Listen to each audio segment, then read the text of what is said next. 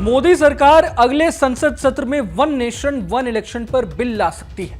Media reports के मुताबिक अपने थर्ड टर्म में बीजेपी की कोशिश इस बिल को हर हाल में देश भर में लागू करने की है। देश के पूर्व राष्ट्रपति रामनाथ कोविंद की अध्यक्षता वाली कमेटी ने इसी साल मार्च के महीने में वन नेशन वन इलेक्शन पर अपनी रिपोर्ट सौंप दी थी, जिसमें देश भर में लोकसभा और विधानसभा के चुनाव एक साथ कराने की सिफारिश की गई थी। अब जब एनडीए सरकार ने देश भर में एक साथ लोकसभा और विधानसभा के चुनाव कराने का मन बना लिया है, तो सवाल यह उठता है कि ऐसे समय में जब बीजेपी खुद बहुमत से दूर है, तो वो इस बिल को कानूनी अमली जामा कैसे पहनाएगी? क्या मोदी सरकार ने इसका फॉर्मूला ढूंढ निकाला है? जानकारी के मुताबिक यह बिल तभी पास होगा जब इसे संसद के 2/3 सदस्यों का समर्थन मिलेगा। अब यह तो साफ है कि एनडीए इस मैजिकल नंबर से काफी पीछे है। तो क्या इंडिया अलायंस इस मुद्दे पर केंद्र सरकार का समर्थन करेगा? तो चलिए वीडियो में अंत तक बने रहिए, क्योंकि आज के इस वीडियो में आपको इन तमाम सवालों का जवाब मिलने जा रहा है। साथ ही साथ हम आपको वन नेशन वन इलेक्शन का इतिहास और इसके फायदे नुकसान भी बताने जा रहे हैं। अगर सरकार देश में एक साथ चुनाव कराना चाहती है, तो उसे सबसे पहले संवैधानिक संशोधन करना होगा। पिछले साल संसद में सरकार ने बताया था कि लोकसभा और विधानसभाओं के चुनाव एक साथ कराने के लिए संविधान में 5 संशोधन करने होते हैं। संविधान का अनुच्छेद 368 संसद को संवैधानिक संशोधन करने की शक्ति देता है, बशर्ते इसे संविधान के मूल ढांचे को नुकसान न पहुंच रहा हो। लेकिन इस संशोधन के लिए बिल लाना जरूरी है, और इस बिल को संसद के दोनों सदनों यानी लोकसभा और राज्यसभा में पास करवाना भी जरूरी है। अब चूंकि यह बिल संविधान संशोधन करेगा, इसलिए यह तभी पास होगा जब इसे संसद के 2/3 सदस्यों का समर्थन मिलेगा। यानी लोकसभा में इस बिल को पास कराने के लिए कम से कम 362 और राज्यसभा के लिए 163 सदस्यों का समर्थन जरूरी होगा। संसद से पास होने के बाद इस बिल को कम से कम 15 राज्यों की विधानसभा का अनुमोदन भी जरूरी होगा। यानी 15 राज्यों की विधानसभा से भी इस बिल को पास करवाना जरूरी है।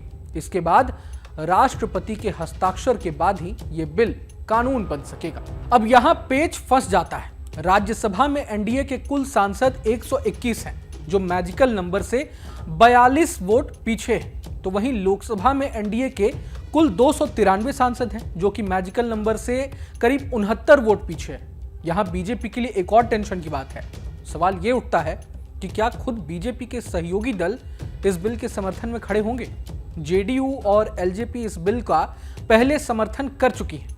हालांकि एलजेपी के अध्यक्ष और केंद्रीय मंत्री चिराग पासवान के सुर पिछले कुछ महीने से सरकार की लाइन से अलग दिशा में निकल रहे हैं। चिराग पासवान कई मसलों पर केंद्र सरकार के फैसले का विरोध भी कर चुके हैं। मतलब उन्हें लेकर कुछ भी स्पष्ट नहीं कहा जा सकता। अब बात टीडीपी की भी कर लेते हैं। तेलुगु देशम पार्टी यानी चंद्रबाबू नायडू की पार्टी। टीडीपी ने वन नेशन वन इलेक्शन का कभी समर्थन नहीं किया है। 2018 में लॉ कमीशन के सामने टीडीपी ने यह तर्क दिया था कि इससे संविधान के मूल ढांचे को नुकसान पहुंच सकता है। अब यहां लोगों का यह भी सवाल है कि अगर एनडीए में आपसी सहमति बन भी जाती है, तो क्या विपक्ष इस बिल पर रजामंद होगा? पूर्व राष्ट्रपति रामनाथ कोविंद की अगुवाई में बनी समिति ने 62 राजनीतिक पार्टियों से संपर्क किया था।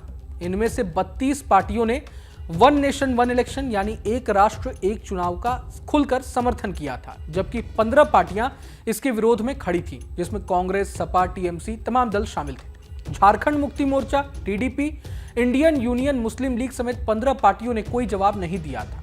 नंबर गेम की बात करें तो इस वक्त लोकसभा में 12 सांसद उन पार्टियों के हैं जो किसी भी गठबंधन का हिस्सा नहीं है, जैसे वाईएसआरसीपी के 4 सांसद, अकाली दल के 1 सांसद, एआईएमएम के 1 सांसद। लेकिन अगर ये 12 सांसद यहां एनडीए का समर्थन कर भी देते हैं, तो भी ये बिल अटक जाएगी, क्योंकि वे जादुई आंकड़े को पार नहीं कर रही है। राज्यसभा की बात करें तो उच्च सदन में 25 ऐसे सांसद हैं जो किसी भी अलायंस का हिस्सा नहीं है। इनमें वाईएसआरसीपी के 9 सांसद, बीजेडी के 7 सांसद, बीआरएस के 4 सांसद, एआईएडीएमके के 3 सांसद शामिल हैं। लेकिन यहां भी वही पेच, एनडीए को इन 25 सांसदों का सपोर्ट मिलने के बावजूद वो तब तक बिल पास नहीं करा पाएगी जब तक इंडिया अलायंस इसका खुलकर समर्थन नहीं करती है। हालांकि सरकार जरूर कोशिश करेगी कि बातचीत करके कांग्रेस और सपा जैसे बड़े दलों को वन नेशन वन इलेक्शन के लिए राजी किया जा सके। खास बात यह है कि इस बिल से राष्ट्रीय पार्टियां यानी नेशनल पार्टीज का काफी फायदा हो सकता है, मगर रीजनल पार्टी जैसे सपा, जेडीयू, आरजेडी इसके समर्थन में खड़े होंगे या नहीं ये कंफर्म नहीं है। क्योंकि अगर देश में एक साथ लोकसभा और विधानसभा के चुनाव होंगे तो कहीं ना कहीं राज्यों के मुद्दों के बजाय राष्ट्रवादी मुद्दों की बात ज्यादा होगी। ऐसे में क्षेत्रीय दलों के एजेंडे कहीं ना कहीं दब जाएंगे। वन नेशन वन इलेक्शन के फायदे की बात करें तो सरकार का कहना है कि अगर इसे अमल में लाया जाता है तो बार बार चुनाव नहीं होंगे, तो खर्च भी कम होगा, सरकारी मशीनरी का इस्तेमाल एक ही बार होगा, जनता को लुभाने के लिए बार बार स्कीमों के हथकंडे भी नहीं अपनाए जाएंगे, बार बार आचार संहिता लगने से विकास कार्य भी नहीं रुकेंगे, स्कूल कॉलेज के सरकारी कर्मचारियों का काम भी प्रभावित नहीं होगा। जानकारी के लिए बता दूं कि वन नेशन वन इलेक्शन पर कमेटी की रिपोर्ट में चुनाव 2 राउंड में कराने की सिफारिश की गई है। पहले चरण में लोकसभा और राज्य विधानसभा के चुनाव होंगे, वहीं दूसरे चरण में नगर पालिकाओं और पंचायत के चुनाव होंगे। आपको बता दूं कि लोकसभा और विधानसभा चुनाव के 100 दिनों के अंदर स्थानीय निकाय चुनाव कराने की सिफारिश की गई है। बता दूं कि देश में आखिरी बार 1952 से लेकर 1967 तक एक साथ चुनाव हुए थे। वहीं मौजूदा वक्त में भारत में औसतन हर 5 महीने में चुनाव होते हैं।